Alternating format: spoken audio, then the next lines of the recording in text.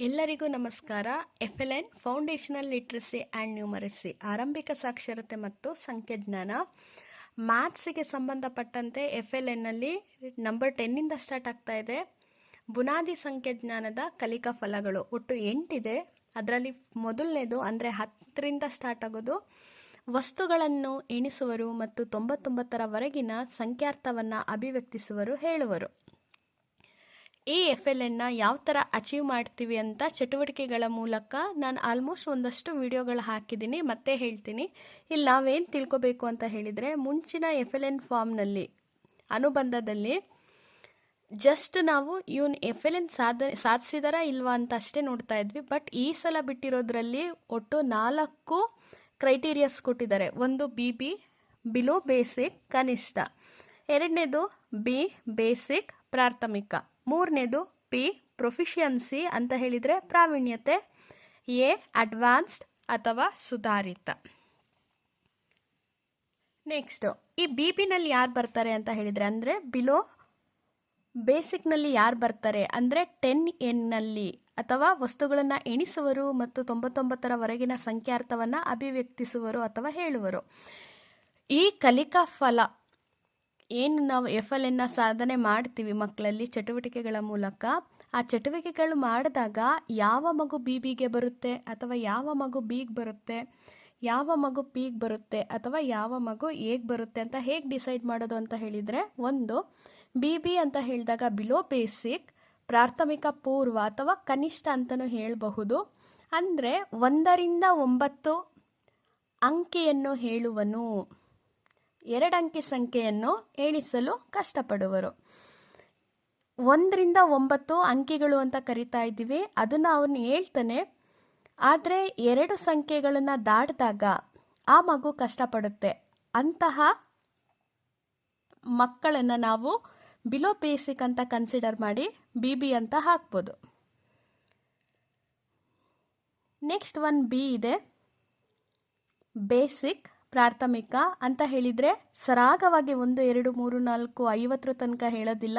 ಹೇಳುತ್ತೆ ಮಗು, 1ರಿಂದ 50ರವರೆಗೆ ಎಣಿಸುತ್ತೆ ವಸ್ತುಗಳನ್ನು, ಬಟ್ ನಿಧಾನವಾಗಿ ಏಳಿಸ್ತಾನೆ. ಆ ಥರ ಕಂಡೀಷನ್ಸ್ ಇದ್ದರೆ ಆ ಮಗುಗೆ ನಾವು B ಬೇಸಿಕ್ ಅಥವಾ ಪ್ರಾಥಮಿಕ ಹಂತವನ್ನು ಕೊಡ್ಬೋದು. ನೆಕ್ಸ್ಟು ಪ್ರೊಫಿಷಿಯನ್ಸಿ ಪ್ರಾವೀಣ್ಯತೆ, ಗೊಂದಲವಿಲ್ಲದೆ ಎಣಿಸುವರು, ಸಂಖ್ಯೆಯನ್ನು ಗುರುತಿಸುವರು. ಅಂದರೆ 1ರಿಂದನೂ 99 ತನಕ ಗೊಂದಲ ಇಲ್ಲದೆ ಹೇಳುತ್ತೆ ಮತ್ತು ಸಂಖ್ಯೆಗಳನ್ನು ಸಹ ಗುರುತು ಮಾಡುತ್ತೆ. ಅಂತಹ ಮಗುವಿಗೆ ನಾವು Pನ ಹಾಕ್ಬೋದು. ನೆಕ್ಸ್ಟ್ ಬರ್ತಾ ಇರೋದು ಅಡ್ವಾನ್ಸ್ಡ್ ಅಂತ ಹೇಳಿದರೆ BBನ ಮೀರಿ ಬರಬೇಕು.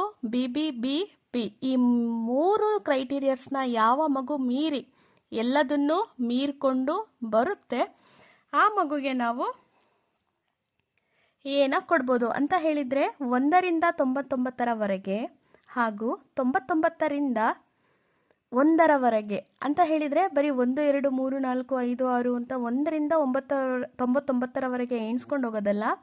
ಅದೇ ಥರ ಸರಾಗವಾಗಿ ನಿರರ್ಗಳವಾಗಿ 99, 98, 97, 96, 95, 94, 93 ಈ ಥರ ಯಾವ ಮಗು ಗೊಂದಲವಿಲ್ಲದೆ ಸರಾಗವಾಗಿ ಹೇಳುತ್ತೆ, ಎಣಿಸುತ್ತೆ, ಅಂಕಿನ ಗುರುತಿಸುತ್ತೆ, ಸಂಖ್ಯೆನ ಗುರುತಿಸುವುದರ ಜೊತೆಗೆ ಪದ ಅಥವಾ ಅಕ್ಷರಗಳಲ್ಲೂ ಸಹ ಆ ಮಗು ಬರೆಯುತ್ತೆ,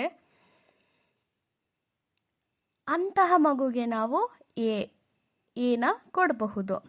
ಹಾಗಿದ್ರೆ ಈ 10N ವಸ್ತುಗಳನ್ನು ಎಣಿಸುವರು ಮತ್ತು 99ರವರೆಗಿನ ಸಂಖ್ಯಾರ್ಥವನ್ನು ಅಭಿವ್ಯಕ್ತಿಸುವರು ಹೇಳುವರು. ಈ FLNನ ಕ್ಲಾಸ್ ರೂಮ್ನಲ್ಲಿ ಯಾವ ಥರ ಅಚೀವ್ ಮಾಡೋದು, ಯಾವ ಆ್ಯಕ್ಟಿವಿಟೀಸ್ ಮೂಲಕ ಅಚೀವ್ ಮಾಡೋದು ಅನ್ನೋದನ್ನು ಸಹ ನಾನು ಯೂಟ್ಯೂಬ್ನಲ್ಲಿ ವಿಡಿಯೋ ಮಾಡಿದ್ದೀನಿ. ಶಾರ್ಟಾಗಿ ಇಲ್ಲೂ ಬರೆದಿದ್ದೀನಿ, ಇಲ್ಲೊಂದು ಸಲ ಹಾಗೆ ರೀಕಾಲ್ ಮಾಡ್ತೀನಿ.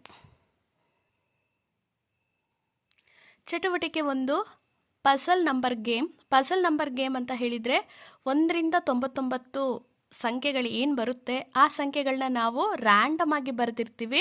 ನಾವು ಹೇಳೋ ಸಂಖ್ಯೆನ ಮಗು ಗುರುತಿಡಬೇಕು. ಫಾರ್ ಎಕ್ಸಾಂಪಲ್ 1ನ ಒಂದು ಕಡೆ ಬರೆದಿದ್ರೆ 2ನ್ನ ಇನ್ಯಾವುದೋ ಕಡೆ ಬರೆದಿರ್ತೀವಿ, ಆರ್ಡರ್ ವೈಸ್ ಬರೆದಿರೋದಿಲ್ಲ. ಆವಾಗ ನಾವು ಯಾವ ಸಂಖ್ಯೆನ ಹೇಳ್ತೀವಿ, 66, ಆ ಮಗು ಆ ಸಂಖ್ಯೆಗಳಲ್ಲಿ 66ನ ಹುಡುಕುತ್ತೆ.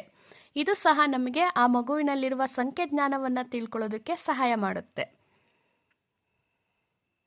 ನೆಕ್ಸ್ಟು ಎರಡನೇದು, ಮಗುಗೆ ಬರೀ 1 2 3 4 ಅಂತ ಹೇಳೋದಕ್ಕೆ ಬರುತ್ತಾ ಅಥವಾ ಕರೆಕ್ಟಾಗಿ ಅನ್ವಯಿಕವಾಗಿ ಅವನು ಹೇಳ್ತಾ ಇದ್ದಾನ ಅಂತ ತಿಳ್ಕೊಳ್ಳೋದಕ್ಕೋಸ್ಕರ ನಾವು ನಮ್ಮ ಕೈಯಲ್ಲಿ ಏನಾದರೂ ಇರ್ಬೋದು, ಒಂದು 10 ಪೆನ್ ಇರ್ಬೋದು, 20 ಇರೇಸರ್ಸ್ ಇರ್ಬೋದು, ಅಥವಾ ಏನೋ ಒಂದು ಚಟುವಟಿಕೆಗೆ ಸಂಬಂಧಪಟ್ಟಂತಹ ವಸ್ತುಗಳನ್ನು ನಾವು ಮಕ್ಕಳು ಕೈಗೆ ಕೊಡ್ತೀವಿ.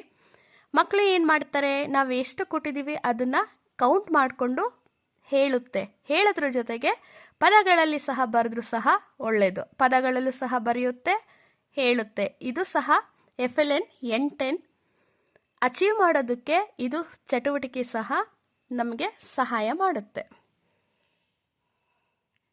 ಮೂರನೇದು, ಆವು ಏಣಿ ಆಟ ಆಡಿಸುವುದು. ಆವು ಏಣಿ ಆಟ ಆಡಿಸೋದು ಅಂತ ಹೇಳಿದರೆ, ನೆಕ್ಸ್ಟ್ ಗ್ರೌಂಡ್ ಏನಾದ್ರು ದೊಡ್ಡದಾಗಿದ್ದರೆ ಸುಮ್ಮನೆ 1 ರಿಂದ 99 ತನಕ ಚೌಕಗಳನ್ನು ಹಾಕಿಸಿ ಡೈಸ್ ಹಾಕೋದ್ರ ಮೂಲಕ ಈ ಮಕ್ಕಳನ್ನೇ ನಿಲ್ಲಿಸ್ಬಿಟ್ಟು, ಈಗ 6 ಬಿದ್ದಾಗ ಆ ಮಗುನೇ ನೆಕ್ಸ್ಟ್ 6th ಪ್ಲೇಸಿಗೆ ಹೋಗೋ ಥರ, ನೆಕ್ಸ್ಟ್ ಬಿದ್ದಾಗ ಮತ್ತೆ ಡೈಸ್ ಹಾಕಿದಾಗ ಮತ್ತೆ ಡೈಸ್ ಎಷ್ಟು ಬಿತ್ತು, 2 ಬಿತ್ತು, 6ರಿಂದ ನೆಕ್ಸ್ಟ್ 2 ಪ್ಲೇಸ್ನ ಮೂವ್ ಮಾಡೋ ಥರ, ಈ ಥರ ಆಟ ಆಡಿಸಿದಾಗ ಮಗು ಪ್ರಾಕ್ಟಿಕಲ್ಲಾಗೂ ಅರ್ಥ ಮಾಡ್ಕೊಂಡಿದೆ ಅಂತ ನಮಗೂ ತಿಳಿದು ಬರುತ್ತೆ. ಕಂಪ್ಲೀಟಾಗಿ ಅವನಿಗೆ ಸಂಖ್ಯಾಜ್ಞಾನನೂ ಇದೆ ಅನ್ನೋದು ಈ ಚಟುವಟಿಕೆ ತೋರಿಸ್ಕೊಡುತ್ತೆ. ನೆಕ್ಸ್ಟು ಇನ್ನೊಂದು ಚಟುವಟಿಕೆ, ಮಕ್ಕಳಲ್ಲೇ ಹೇಳಿಸೋದು. ಇದು ಕಲಿಸೋ ಥರನೂ ಇರುತ್ತೆ, ಒಂದು ಸಣ್ಣ ಚಟುವಟಿಕೆನೂ ಸಹ ಆಟ ಥರನೂ ಇರುತ್ತೆ. 1 ರಿಂದ 99ರವರೆಗೆ ಸಂಖ್ಯೆಗಳನ್ನು ಹೇಳ್ತಾ ಹೋಗೋದು, ಅದರಲ್ಲಿ ಒಂದು ಸಂಖ್ಯೆನ ಬಿಟ್ಬಿಟ್ಟು ಹೇಳೋದು. ಈಗ 1 ಹೇಳಿದರೆ 2 ಹೇಳಂಗಿಲ್ಲ, 3, 4ನ ಬಿಟ್ಟು 5, 6ನ ಬಿಟ್ಟು 7. ಅದರಲ್ಲಿ ನಾವು ಕಂಡುಹಿಡಿಬಹುದು ಮಕ್ಕಳು ಹೇಗೆ ಸೇರ್ತಾರ. ಆಲ್ಮೋಸ್ಟ್ ಮಕ್ಕಳು ಹೇಳ್ತಾರೆ, ಬಟ್ ಹೇಗೆ ಸೇರ್ತಾರ, ಪೀಕ್ ಸೇರ್ತಾರ ಅನ್ನೋದು ಸ್ವಲ್ಪ ಗೊಂದಲಕ್ಕೆ ನಮ್ಮನ್ನೇ ಈಡು ಮಾಡುತ್ತೆ. ಈ ಥರ ಚಟುವಟಿಕೆಯಿಂದ ಮಗು ಕನ್ಫ್ಯೂಸ್ ಆಗಿದೆಯಾ, ಇಲ್ಲ ಮಗುಗೆ ಕಾನ್ಫಿಡೆನ್ಸ್ ಇದೆಯಾ, ಇಲ್ಲ ಮಗುಗೆ ಕರೆಕ್ಟಾಗಿ ಸರಿ ಸಂಖ್ಯೆಗಳು ಬೆಸ ಸಂಖ್ಯೆಗಳು ಕರೆಕ್ಟಾಗಿ ಗೊತ್ತಿದೆಯಾ, ಇಲ್ಲ ನಾವು ಒಂದು ಸಂಖ್ಯೆನ ಬಿಟ್ಟು ಹೇಳಕ್ಕೆ ಹೇಳ್ತಾ ಇದ್ದೀವಿ, ಕರೆಕ್ಟಾಗಿ ಅದನ್ನು ಫಾಲೋ ಮಾಡ್ತಿದ್ಯಾ ಅನ್ನೋದನ್ನ ಈಸಿಯಾಗಿ ಈ ಚಟುವಟಿಕೆಯಿಂದ ನಾವು ತಿಳ್ಕೊಂಡು ಮಗು ಯಾವ ಗ್ರೇಡಿಗೆ ಹೋಗ್ತಾನೆ ಅನ್ನೋದನ್ನು ತಿಳ್ಕೋಬಹುದು.